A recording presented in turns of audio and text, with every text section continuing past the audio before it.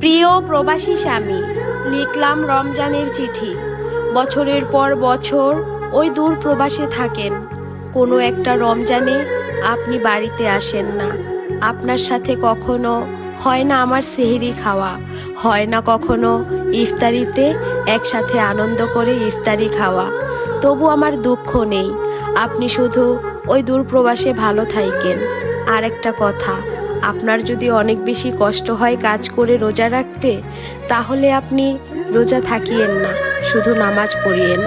আপনার রোজার জন্য আমি আল্লাহর কাছে মোনাজাতে বলবো, আমার রোজার ভাগ যেন আল্লাহ আপনাকে দিয়ে দেয়।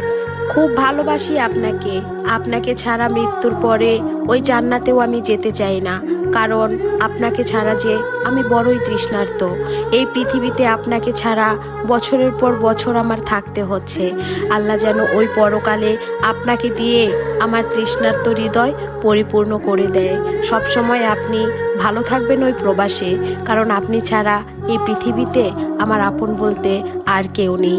সবসময় ভালো থাকেন, শুধু এই কামনাই করি। আমার জন্য দোয়া করিয়েন, আমি যেন আপনার একটা ভালো স্ত্রী হয়ে মরতে পারি।